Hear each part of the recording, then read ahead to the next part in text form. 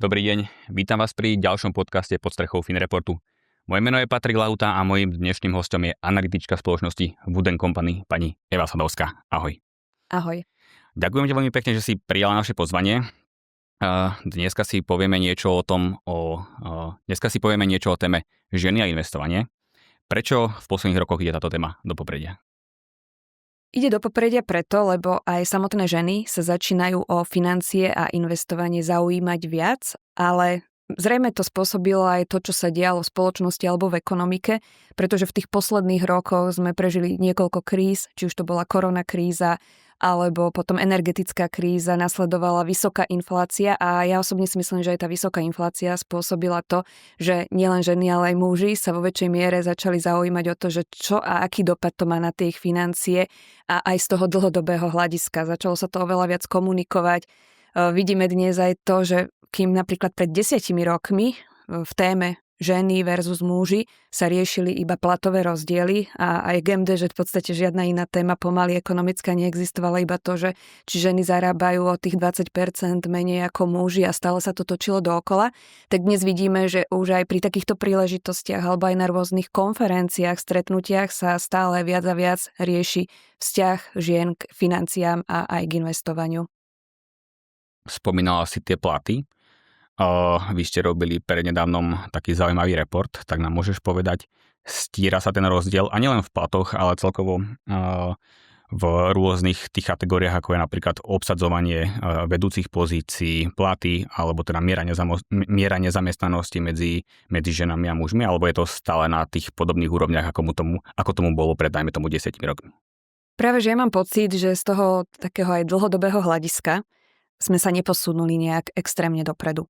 Že tie rozdiely sa možno trošku tak stenčujú, ale to tempo je úplne také, že pomalé, že možno, že aj za tých posledných 10 rokov je to len o niekoľko percentuálnych bodov, čiže nič výrazné sa neudialo. Stále platí, že ženy zarábajú menej ako muži a zrejme tomuto rozdielu sa aj nevyhneme úplne ani v budúcnosti, lebo keby sme išli úplne do hĺbky, tak veľa tých dôvodov je aj takých prirodzených, ktoré nezmeníme, ale samozrejme stále platí, že ak muž, žena vykonávajú tú istú pozíciu a vykonávajú rovnakú prácu, tak by mali byť rovnako hodnotení, ale predsa len v rámci spoločnosti to nie úplne vždy tak funguje a často ženy proste vykonávajú aj v rámci odvetvia iné povolania, iné funkcie ako muži a jednoducho tie platové rozdiely tam nejakým spôsobom vždy budú. Takisto ženy sú oveľa viac ohrozené stratou práce alebo aj majú vyššiu mieru nezamestnanosti. Toto sa v podstate ukázalo aj počas covidu, kedy naozaj buď sme videli, že ženy sú v tej prvej línii a je to veľmi náročné možno aj obdobie pre ne, ale takisto sme videli aj to, že ak prichádzali o prácu, tak vo väčšej miere ženy ako muži. Že zase tie segmenty, v ktorých pracujú, boli to koronakrízou viacej ohrozené a podobne, čiže aj toto vidíme. Celkovo platí, že ženy majú nižšie dôchodky, čo súvisí samozrejme aj s tými príjmami. No a stále platí a opäť, nemyslím si, že sa to v čase nejako veľmi rapidne bude meniť, že aj tie manažérske alebo vedúce pozície sú viac zastúpené mužmi ako ženami, ale samozrejme, že určitý progres, krok dopredu vidíme, ale nie sú to nejaké rapidné alebo nejaké úplne že výrazné zmeny. Čomu sa to dá pripísať? Nejaké také top 3 faktory, ktoré by si vedela vypichnúť? Ja osobne si myslím, že je to spôsobené tým, že ženy, taký ten dôležitý milník v ich živote je tá materská rodičovská dovolenka. Lebo aj keď si pozrieme tú štruktúru platov, že kedy vznikajú tie najväčšie rozdiely, tak sú presne v tom veku, kedy sa ženy vracajú z rodičovskej dovolenky opäť na ten pracovný trh.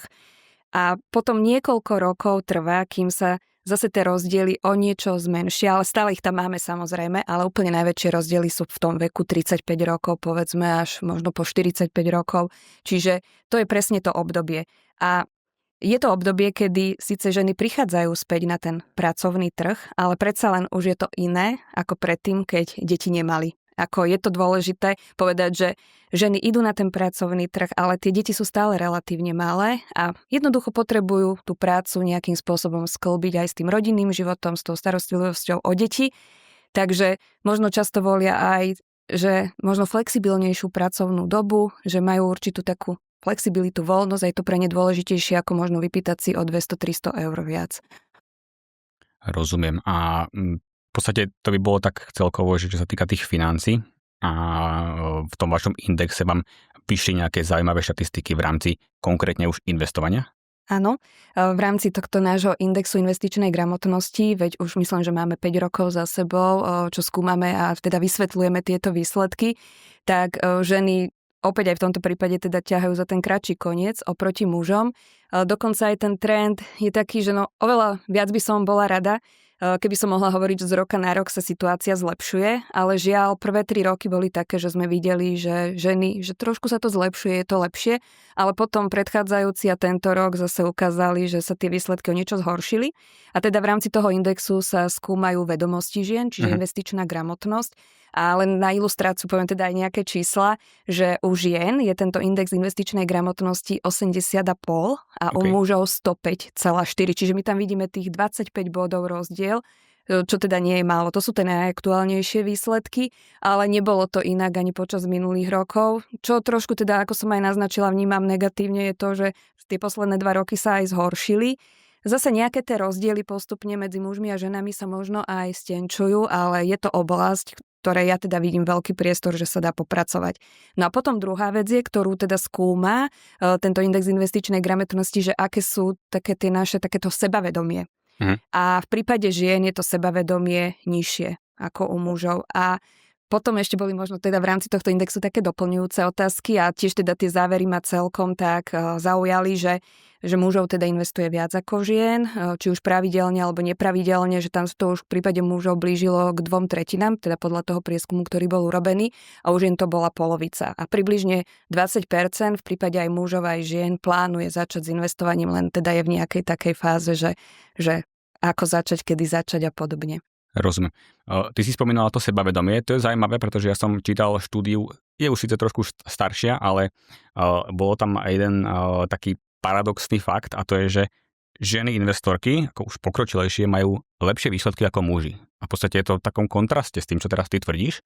Čím to je teda? Majú ženy nejakú takú charakteristickú vlastnosť, ktorú muži nemajú a ich predurčuje byť dobrým investorom? To je presne to, že keď už ženy investujú, tak tie výsledky sú veľmi dobré. Len treba ženy rozinvestovať. Čiže treba im zvýšiť to sebavedomie, že aby sa vôbec aj do toho investovania pustili, ale samozrejme to treba podporiť aj tou gramotnosťou, tými vedomosťami. Čiže za mňa to ide všetko ruka v ruke. A áno, presne tie výsledky tej štúdie hovoria o tom, že ženy môžu dosahovať aj vyššie výnosy v portfóliách, že proste dokážu zaručiť ten úspech.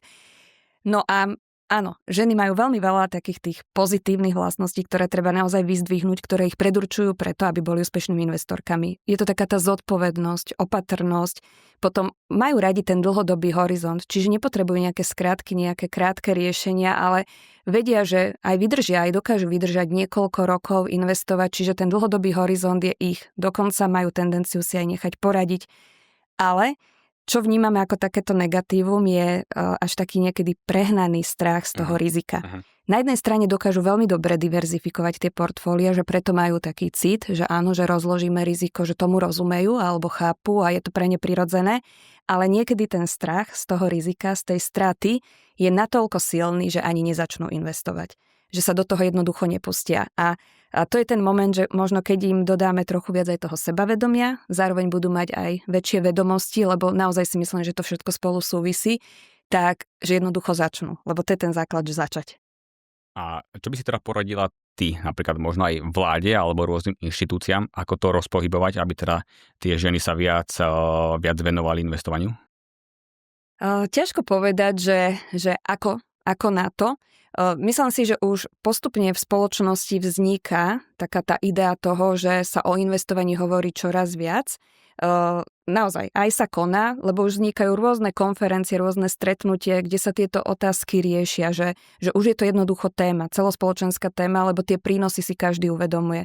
Uvedomuje si to, že je to nielen prínos pre tú samotnú ženu, ktorej to môže z dlhodobého hľadiska veľmi dobre v tej budúcnosti pomôcť, ale môže to mať aj taký celospoločenský, celoekonomický prínos, lebo jednoducho odrazu ten kapitál na tých finančných trhoch sa aj vďaka ženám zvýši.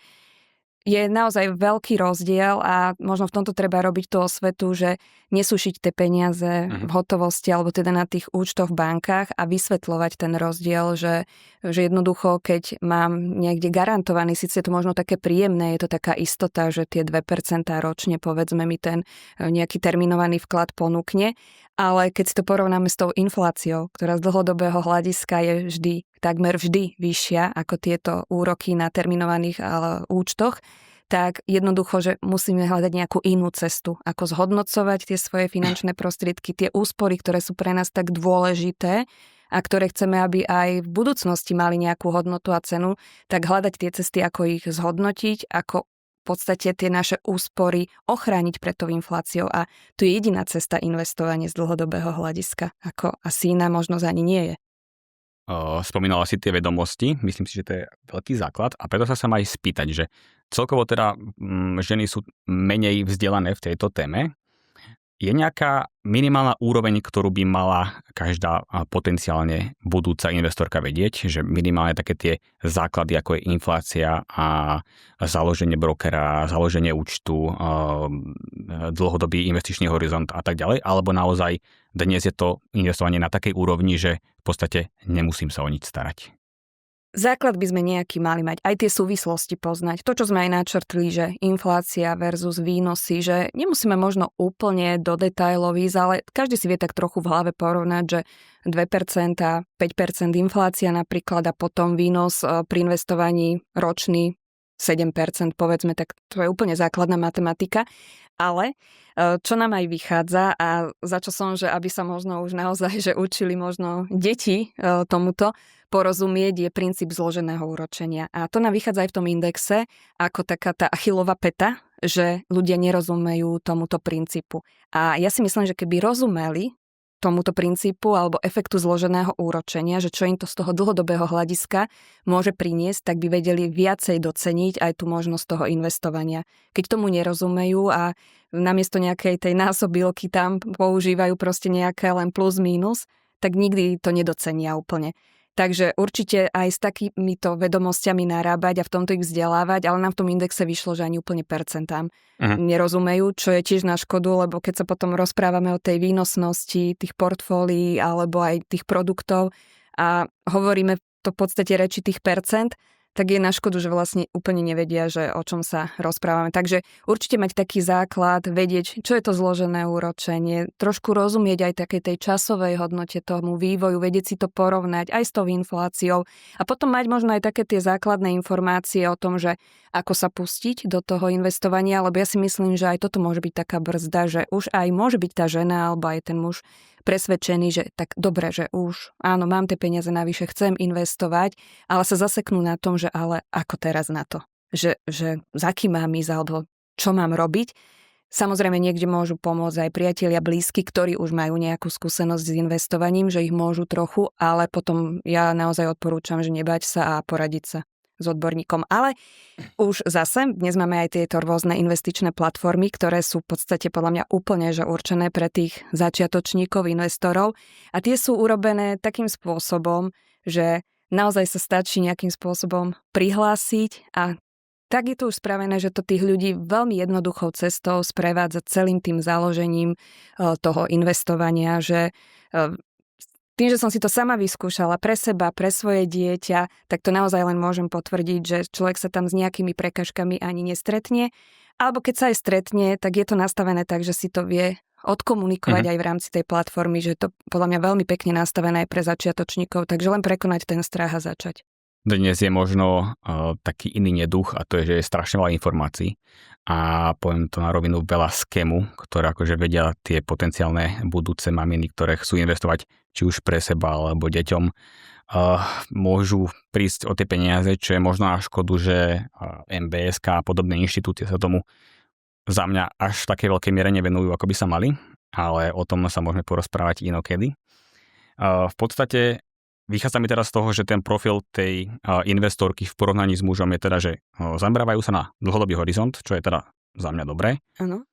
menej teda kvázi gamblujú, alebo ako by som to mal nazvať, že nevyberajú si ten stock picking a tak ďalej, ako teda tí muži. To je asi tiež dobré, takže zatiaľ mi to vychádza, že tie ženy sú poriadnejšie, majú v tom väčší systém a tak ďalej, takže mali by mať nejakú takú preferenciu, keď to porovnám s tými mužmi, investormi, tak je to trošku možno aj na škodu, že je ich takto málo v tom obehu a naozaj sa o tie financie alebo teda o to investovanie až tak nezaujímajú. A moja otázka smeruje k tomu, že či to nie je možno aj taký ten mýtus z minulosti, že tie financie má mať pevne v rukách otec teda tej rodiny, alebo teda muž tej rodiny, že myslí si, že toto je takým faktorom, ktorý stále sprevádza a bude sprevádzať aj tie ďalšie generácie?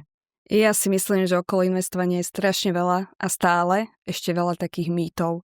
To je presne, že dlho to bolo také, že investovanie je mužská záležitosť. No, nie je.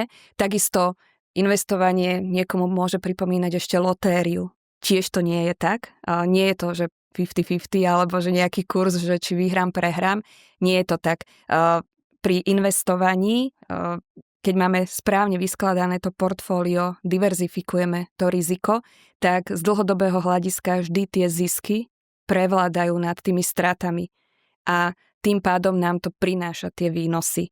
A z dlhodobého hľadiska tie výnosy sú, keď je to portfólio dobre urobené, väčšie ako aj inflácia a naozaj, že môže sa stať, že aj v portfóliu máme niečo, čo sa nám dostane do toho mínusu, ale keď je dobre vyskladané, tak tie plusy, tá ziskovosť iných produktov nám to zase vráti. Takže mýtov je veľa. Mýty sú aj o tom, že napríklad niekto si môže predstavať, že to investovanie je taká rýchla záležitosť, že denne musím niekde sledovať, čo sa na nejakej burze deje a teraz kupujem, predávam.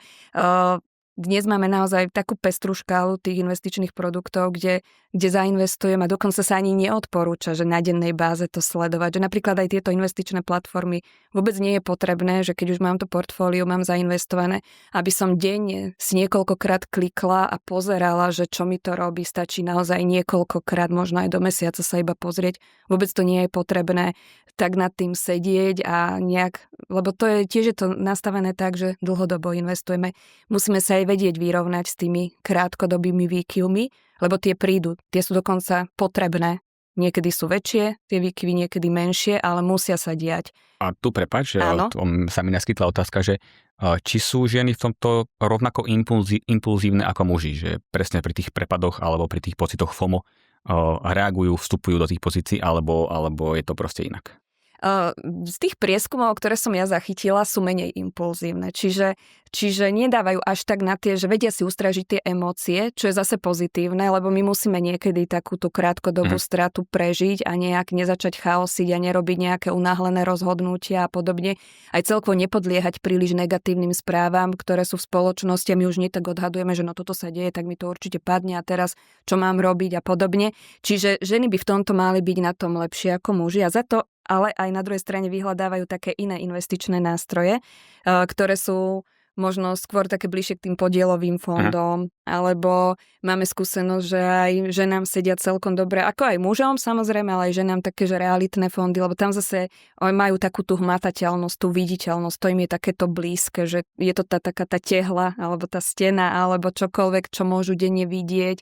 Čiže aj si môžu odsledovať, že ako sa to, čo majú v tom portfóliu alebo v tom fonde vyvíja a podobne. Čiže ženy možno až natoľko nejdú do tých akcií ako takých, alebo do takých tých rizikovejších aktív, ale uprednostňujú skôr také možno menej volatilné, takéto kľudnejšie. Takže ďalšie plus pre ženy. Dneska už máme 4., myslím. Nemali by teda tým pádom minimálne teda tie rodinné rozpočty viac držať ženy v rukách ako chlapi? Keď takto počúvam. Toto sú také tie dilemy, že ako to vlastne je. Ja som aj pozerala tiež nejaké také prieskumy, ktoré boli robené možno aj tak, že niekoľko rokov dozadu, že nie sú možno úplne najaktuálnejšie, ale tiež si nemyslím, že by sa to nejak rapidne alebo nejako výrazne zmenilo. Že vychádzalo to tam tak, že muži rozhodujú väčšinou o takých tých väčších sumách v tom rodinnom rozpočte. Čiže možno také tie väčšie účty majú na starosti, či už sú to tie účty alebo faktúry za bývanie, alebo rozhodujú, keď sa ide niečo väčšie do domácnosti kúpiť a ženy majú na starosti takú tú dennodennú spotrebu.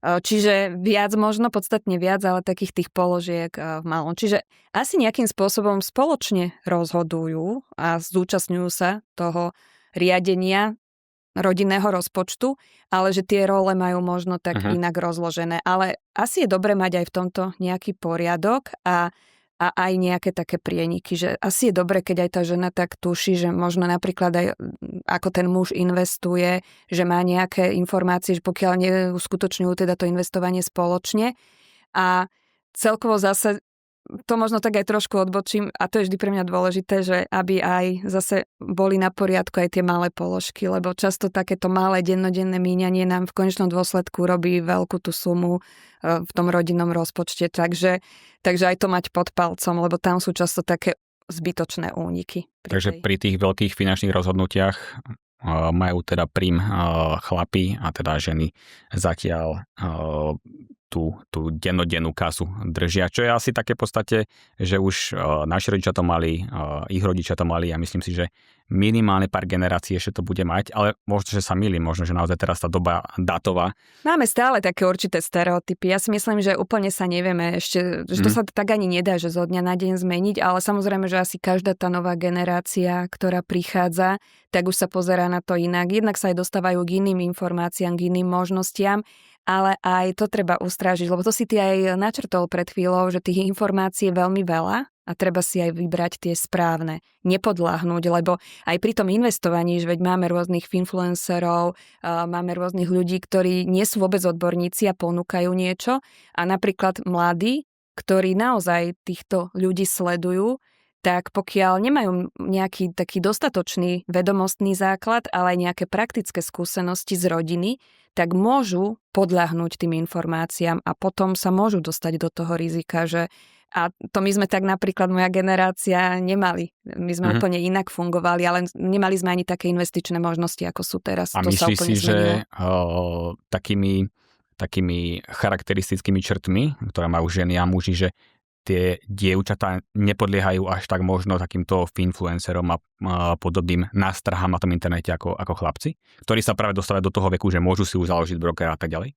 No toto neviem posúdiť. Toto je zaujímavé. Ako myslím si, že dievčatá možno v niečom inom dokážu podľahnúť tým sociálnym sieťam, že v iných témach.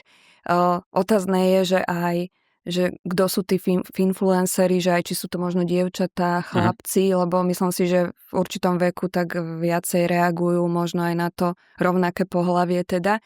Ale ťažko povedať, lebo ani neviem, že či sú o tomto nejaké prieskumy, ale je to rozhodne zaujímavé a preto si myslím, že nemal by byť jediný kanál, z ktorého majú deti takúto informáciu, že investovať a do čoho investovať, že sú nejak takto, že sociálne siete. Dokonca, a to je taká tá večná dilema, to sa vždy bavíme aj pri tom indexe investičnej gramotnosti už naozaj tých 5 rokov, že prečo sa to v podstate nezlepšuje, zhoršuje, že prečo mladí majú. Lebo mladí ľudia majú tie najhoršie výsledky na Slovensku. U nás taká tá staršia generácia dosahuje dobré vedomosti, aj sebavedomie má také zdravé, ale u nás mladí majú sebavedomie, že akože cítia sa, že sú investične zdatní, ale vedomosti nemajú. No a keď sme sa na túto tému tak vždy rozprávali, aj keď teda výjdu tie výsledky toho indexu a vidíme, že sa to zhoršilo aj pri mladých, alebo aj pri ženách, tak hľadáme tie dôvody. A vždy sme to tak akože sa tak zhodli, že na školách, alebo teda v tom vzdelávacom systéme, že je zrejme nejaká chyba, alebo je ten priestor na zlepšenie, že jednoducho deti nedostávajú asi dostatočné vedomosti a potom do toho dospelého života vstupujú nepripravení. Ale už sme sa v tej debate posunuli ďalej a zistili sme, že ale čo ak dostanú aj tie teoretické vedomosti v škole? Ale škola im predsa nedá nejaký cash, alebo im nedá peniaze na účet, alebo za nich nezainvestuje. Toto jednoducho sa musí udiať v rodine. Čiže tá praktická skúsenosť musí prísť v rodine. A keď jednoducho v rodine rodičia netušia, neinvestujú, majú možno aj neporiadok už len v rodinnom rozpočte, keď im odíde práčka, tak jednoducho ani nemajú nejakú finančnú rezervu, tak to dieťa môže mať nejakú teoretickú vedomosť zo školy, že mali sme si vytvoriť tú finančnú rezervu, mali by sme investovať, ale musí to zažiť v tej rodine. Takže podľa mňa silný moment je ten, že dieťa by to malo zažívať už v tej domácnosti a v tej rodine a malo by byť už súčasťou toho procesu. Od toho, že efektívne pracovať s financiami, že aby si uvedomoval, že ten rodinný rozpočet musí fungovať len tak, že rodičia niečo zarobia, že majú nejaké platy, ale musia aj vykonať nejakú prácu, aby mali tie finančné prostriedky. Takisto mať trošku prehľad aj o tej spotrebe, že to nie je len také bezhlavé míňanie a že keď jednoducho dokážeme efektívne fungovať, môžeme ušetriť a z tých usporených peniaz vytvoríme nejakú finančnú rezervu alebo môžeme ísť na dovolenku, že aby videli tie pridané hodnoty. No a čo si myslím, že keď sa podarí domácnostiam, že ešte vtiahnuť deti aj do toho investovania, a nie len tak, že sa možno budú prizerať, že rodičia majú niečo zainvestované, ale aj priamo dieťa bude mať ten investičný produkt a v určitom veku si napríklad aj začne sledovať, že čo sa mu deje na tom účte. Možno aj začne tie súvislosti vidieť, že prečo mi to teraz padá, teraz mi to trochu rastie, ale z dlhodobého hľadiska bude vidieť, že to rastie. Tak jednoducho, keď príde do toho dospelého života a začne zarábať alebo začne vôbec uvažovať už o prvých svojich nejakých finančných nákladoch veľkých, či už to bude kúpa bytu alebo auta alebo aj o úvere, tak jednoducho bude mať už zainvestované niečo, z čoho môže čerpať, čiže už tá suma z toho dlhodobého hľadiska bude veľmi zaujímavá, ale hlavne bude mať ten návyk. A ten návyk a tá praktická skúsenosť je taká, že jednoducho bude pokračovať plynule v tom, že nemá dôvod prestať. Lebo to bude úplne bežná taká zručnosť a súčasť toho života toho dieťaťa. A myslím si, že toto je veľmi také dôležité, že s čím treba narábať dnes. Mám tu viacero otázok, takže v podstate neviem, ako to uchopiť, lebo aby sme zase neskakali od jedného k druhému, ale skúsim nadviazať na také praktické už možno rady. Aj ja, aj ty, viem o tebe, že vlastne sme rodičia, tak čo je podľa teba lepšie, alebo zhodneme sa na tom, že akože máš pravdu, a čo je podľa teba lepšie, že šporiť tým deťom, mať proste to zainvestované v nejakom investičnom produkte, už je jedno v akom, a v podstate vôbec tie deti do toho nezapájať a len v 18 rokoch alebo 20-25 im odovzdať tento účet, túto sumu a proste staraj sa, alebo presne ako si ty hovorila, vysvetľovať im a od akého veku by akože mali už aj tie deti mať interakciu s týmito v podstate nejakými investičnými inštrumentmi, aby tomu začali proste chápať. No, ja si myslím, že ideálne je, ak je to možné od narodenia, lebo tak ako sme sa bavili, že veľmi dôležitý je ten efekt zloženého úročenia, tak rovnako a možno aj viac je dôležitý čas. Že doslova tuto platí takto, že čas sú peniaze a ukazuje sa, že keď aj v maličkých sumách začnú investovať od narodenia dieťaťa, rodičia, tak v 20 rokoch môže mať väčšiu sumu, ako keď začnú v 10 rokoch, povedzme aj s vyššou sumou, ale investujú len tých 10 rokov, čo tiež chválime a je dobré. Ja sama som začala pre svoje dieťa s týmito investičnými účtami vo veku po 10 rokoch a aj trošku ľutujem, že som nezačala skôr, ale niektoré možnosti neboli ešte, keď sa narodil. A toto je naozaj, že to časové hľadisko je dôležité a zapájať dieťa primerane veku asi. Že kedy už má možnosť chápať, rozumieť tomu, čo sa deje, vysvetľovať môže, keď už aj tú základnú matematiku pozná, tak práve, že na tom sa môže aj dosť naučiť, aj tie percentá, aj možno to násobenie, alebo aj tie princípy, ktoré tam sú.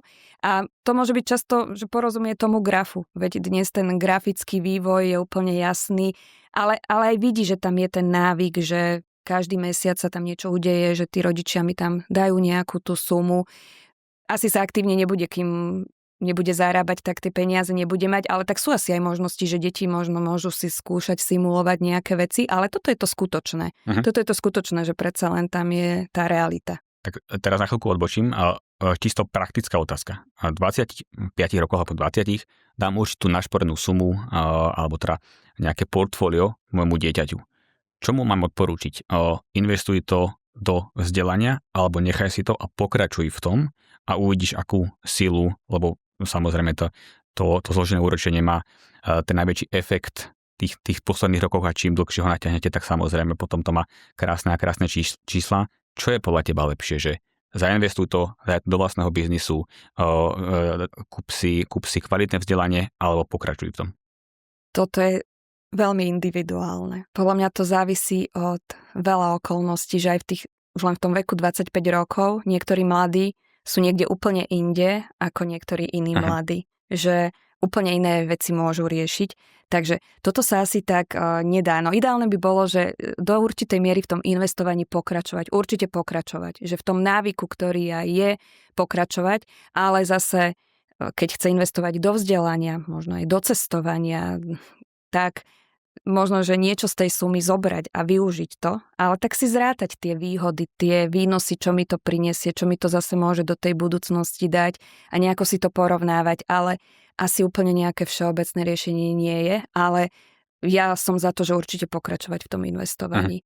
Že niečo z toho možno použiť na niečo iné, keď je to potrebné a keď majú nejaký cieľ, ale nezbaviť sa toho návyku, pokračovať. Alebo akože všade tak čítame, že investícia do vzdelania je to najviac, takže preto ma zaujímal tvoj názor, že mám možnosť ísť, vymyslím si, na Harvard a dať celú tú našporenú sumu, lebo to vzdelanie je drahé do toho, alebo si možno počkať pár rokov a v podstate navýšiť tú sumu, naakumulovať takú sumu, že v podstate len ten, dajme tomu, potenciálny výnos o pár rokov mi môže zaplatiť časť toho školného. Že to bola skôr taká praktická otázka už do života. Ale mám viacero takýchto praktických. Takže v podstate hovorila si, že to malé dieťa tak nejako úmerne veku zapájať. Tak keby si nám možno ty povedala, že lebo ja mám strašne malé deti, že ako na to? No, to je to, že ja si teraz hovorím, že som mohla začať aj skôr, ale tak nejak prirodzene o peniazoch sa dá s deťmi rozprávať už naozaj v tom škôlkarskom veku. Asi je dobré, že stále pracovať aj s tou hotovosťou, že aby si to deti tak vizualizovali, lebo pre ne môže tá platobná karta alebo ten telefón byť také úplne, že nie je veľmi uchopiteľné, ale keď tie mince alebo tú bankovku nejako vidia, vymieňajú ju v podstate za ten nejaký kúpený tovar a podobne, aj celkovo tak, ako im vysvetľovať, že tie peniaze nepadajú z neba, že to, áno, niekedy sú to aj helikopterové peniaze u nás v štáte, ale teda, že normálne za normálnych okolností ich musíme zarobiť, že musíme vynaložiť tú prácu, že to nie je len tak. Čiže aby si aj toto vedeli nejak spojiť a ukázať im, že nejakým spôsobom sa dá šetriť, fungovať a tak ich tak postupne úplne prirodzene tým sprevádzať, ale musia to mať aj rodičia spracované a toto je trošku taký problém u nás na Slovensku, že nie je tomu úplne tak, že aj v štatistikách to vychádza, že máme problém vytvárať si finančnú rezervu, že potom nedokážeme, keď nejaký nečakaný výdavok príde alebo niečo sa stane, že my máme pomerne veľké percento ľudí, ktorí nemajú tieto rezervy alebo nedokážu čeliť tým nečakaným výdavkom až 28%. Tie priemery z iných krajín sú nižšie. Takisto máme aj u nás dosť veľa domácností a to môže byť tiež problém, že idú od výplaty k výplate. Čiže nedokážu z toho, čo majú v podstate vyžiť. Môžu sa aj do mínusu dostať, že to nestačí. U nás to percento bolo vyššie opäť ako aj ten európsky priemer alebo aj ako Česká republika. Čiže my sa musíme popasovať aj s takým úplným tým základom a ľudia to nie veľmi radi počúvajú, že urobiť si poriadok v rodinnom rozpočte. Hneď to otočia na to, že pri týchto malých platoch a neviem čo. No, neúplne vieme vždy zmeniť, že kto koľko dostane na tej výplatnej páske, aj keď vždy vieme, že koľko dostaneme. To je tá základná informácia, ale pri tých výdavkoch jednoducho si musíme vedieť urobiť ten poriadok, že či niečo zbytočne sme nekúpili. Lebo máme také neduhy na Slovensku, že aj nakúpime, aj to vyhadzujeme, ale tak nejak prehliadáme, že vyhadzujeme tie peniaze do tých smetných košov. Takže urobiť si poriadok a aj sa tak hovorí, že keď si tak efektívne poupratujem v tom rodinnom rozpočte, že naozaj budú nejaké aplikácie, si dám tie výdavky alebo spíšem na papier do Excelu akokoľvek, že keď potom vyškrtám niečo, že naozaj som nemusela toto kúpiť ani toto, takže dokážeme mesačne aj 10 až 15% ušetriť. A to je ten priestor, z ktorého si zase môžeme vytvoriť napríklad tú finančnú rezervu. Tam je dobré, že vzniká nejaký návyk, že si sporím každý mesiac. A keď už mám tú finančnú rezervu napríklad vytvorenú, tak potom môžem v tom návyku pokračovať a už tú sumu investovať každý mesiac. Čiže upratanie rodinného rozpočtu je taká brána do investovania, tak by som to áno, asi... niektorí samozrejme, že toto štádium už majú za sebou. Niekto má dávno už tú finančnú rezervu a stojí zase pred tým rozhodnutím, že tak nechať tie peniaze všetky, aj tie návyše na tom účte alebo vklade, alebo niekde ďalej, že aj tu máme veľkú skupinu ľudí. Na Slovensku vieme, že veľa peňazí sa doslova tak suší alebo syslí na tých bežných účtoch alebo na vkladových produktoch v bankách, že opäť keď sa aj pozrieme na nejaké také, že čísla percentá, tak až 45% zo všetkých finančných aktív slovenských domácností je práve v hotovosti alebo na účtoch, vkladoch v bankách a iba 25% je zainvestovaných. Čo sa týka nejakých absolútnych sum, tak tie sa samozrejme, čo sa týka investovania z roka na rok, menia aj narastajú, ale ten podiel z toho celého vankuša alebo z celej tej sumy tých finančných aktív slovenských domácností je stále niekde okolo tých 25%. Že ono sa to nejakým spôsobom v čase nemení. A tuto máme úplne iné čísla ako v iných európskych krajinách. Tam je úplne v mnohých je bežné, že z tých finančných aktív domácností je viac ako 50% zainvestovaných. A potom áno, majú samozrejme aj tieto peniaze v bankách a podobne, že na tých bežných účtoch alebo vkladových, ale oveľa viac peňazí je zainvestovaných. A my ten podiel stále máme niekde stlačený na tých 25%, je to jeden z najmenších podielov v rámci Európskej únie. Takže tam stále je to, že nemôžeme sa vyhovárať na to, že nemáme kde zainvestovať, lebo tých investičných príležitostí je. Problém môže byť až taký, že si nevieme vybrať, ale ten moment, že začať investovať. Tak dajme tomu, že to by sme mali, že dobre, tak už sme teraz začali investovať, tak poraď budúcim investorkám kde a ako. Tak, pre tie úplne začínajúce, podľa mňa veľmi jednoduchá cesta a voľba sú tieto investičné platformy. Že naozaj ich dokážu od začiatku až do zostavenia toho portfólia sprevádzať, ale aj im ponúknú to portfólio, že to vôbec nemusí byť také náročné, že teraz nestoja tie ženy pred tou otázkou, že čo si ja tam naskladám, ako, lebo už tie portfólia sú aj v podstate pre ne pripravené podľa ich rizikových profilov a to im zase niekde po tej ceste vyjde. Samozrejme, že keď sú také odvážnejšie alebo majú vedomosti, majú skúsenosti, môžu si vyskladať. Mne napríklad s mojím portfóliom pomáhal jeden kolega. Ani ja som sa do toho tak úplne, že bezhlavo nepustila, že áno, trošku sme tak premýšľali, že ako by to mohlo vyzerať a vyskladali sme a zatiaľ som spokojná, ale že tá cesta naozaj bola veľmi taká, že fajn. Keď máme už také, že skúsenejšie investorky alebo majú aj vyššie obnosy peňazí, tak to sa nám ukazuje, že celkom im vyhovujú podielové fondy. Ako som spomenula, tak aj tie realitné fondy. Je to cítiť, že tá hmatateľnosť, viditeľnosť, tá vôbec aj ten vzťah, lebo často v tých realitných fondoch máme napríklad aj nákupné centra, takže vieme, že ženy inklinujú k nákupným centrám po tej praktickej stránke toho nakupovania viac ako muži. Máme teda v nákupných centrách asi viacej žien, ktoré nakupujú a majú k ním bližšie, aj keď samozrejme aj muži nakupujú, ale aj keď si pozrieme podľa toho, že čo ponúkajú nákupné centra, tak ženy môžu aj k tomuto inklinovať samozrejme, ale celkovo tá blízkosť toho produktu k ním, že je to viditeľné, hmatateľné, tak toto im vyhovuje. Potom celkovo, to sedí aj mužom, aj ženám, sú to rôzne projekty rezidenčných developmentov, lebo zase my máme blízko k bytom. Ešte to je dôležité pri Slovákoch povedať, že my bývame vo vlastnom a veľmi inklinujeme teda k tomu, že tie byty dlho boli investičné byty takým dôležitým investičným nástrojom, že ľudia chceli investovať do realít, tak do investičného bytu. A toto sa už tiež pomaly mení a tam práve prichádzajú na scénu tieto realitné fondy alebo teda investovanie do týchto projektov rezidenčného developmentu. A to je zase to, že sa ľudia, ale vychádza nám, že aj teda ženy zaujímajú o tieto produkty, lebo vidia za tým tie byty, ktoré sa postavia, je to pre ne také predstaviteľné, možno, že si aj časom ten byt kúpia, keď sa postaví, takže toto sa nám javí ako tako celkom zaujímavé a prináša to samozrejme aj také celkom slušné výnosy, lebo aj pri tých realitných fondoch väčšinou, keď sú aj také, že pre kvalifikovaných investorov, tak tam tie výnosy ročné sú odhadované vždy na tých 8%, minimálne a pri tých rezidenčných projektoch, tak tam sa dostávame cez 10%, aj 12-15%, takže aj preto je to zaujímavé, ale jasné, že musia znášať určité riziko a dlhodobý horizont. To je vždy niekoľko rokov, 5-7 rokov, takže toto je dôležité povedať. Ale stále teda hovorím, že hlavne začať, keď nevieme ako, tak poradiť sa s niekým, že nebať sa, ako hlavne ísť do toho, že ten moment začať a nešpekulovať, že kedy. Lebo ešte to každý, že kedy je ten najlepší čas začať. Aj teraz táto geopolitická situácia, tak možno niekto, kto aj plánoval, že začne investovať, tak si povie, že no teraz táto vojna v Iráne, zase niečo sa tam udeje, tam, že radšej nebudem investovať, že nechám to ako takú istotu. Nie, úplne v pohode.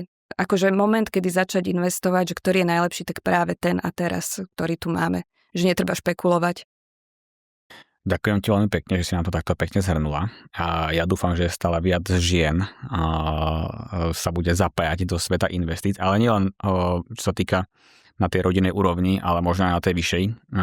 Do politiky bude vstúpať viac žien, ktoré majú podobné názory a podobné zmýšľanie ako napríklad aj ty.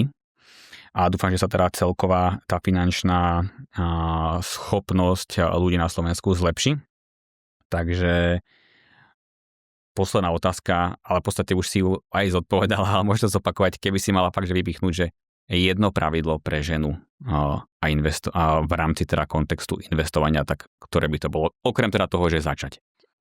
Aj tak poviem, začať. Okay. A keď už začneme investovať, tak držať sa toho, čo nám je tak žensky prirodzené a zostať teda zodpovedné, také opatrné, diverzifikovať to portfólio a zotrvať v tom investovaní a naozaj tak dlhodobo sa na to pozrieť, že čo mi to môže priniesť a porozumieť tomu a tešiť sa, že vlastne takto dokážeme ušetriť a dokážeme hlavne tie úspory pre tou infláciu ochrániť a zabezpečiť si takú lepšiu budúcnosť a nielen pre seba, ale aj pre tie naše deti, lebo veď na tom nám tiež tak veľmi záleží, niekedy možno viac ako na sebe. Vidíš, to sa vám ešte môžem opýtať úplne na záver, že je narodenie dieťaťa takým veľkým milníkom, kedy tie ženy začnú investovať? Ukazuje sa, že áno, aj môže byť, že pokiaľ už majú v hlave to investovanie, či už aj začali, alebo rozmýšľajú nad tým, že začnú. A dokonca teraz úplne naposledy sme spolu Sportu vydali takú tlačovú správu, kde aj z ich dát vyšli veľmi zaujímavé výsledky, že ženy, matky, investorky na Slovensku, že radšej investujú viac pre dieťa ako pre seba, alebo že odložia viac pre to dieťa ako pre seba. A v tomto sme napríklad na tom aj také, že silnejšie a lepšie ako Češky, matky.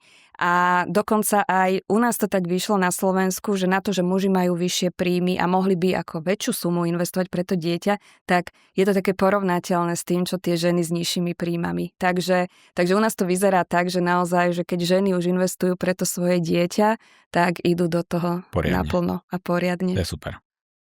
Tak ďakujem veľmi pekne za rozhovor. A ja veľmi pekne ďakujem. Majte sa.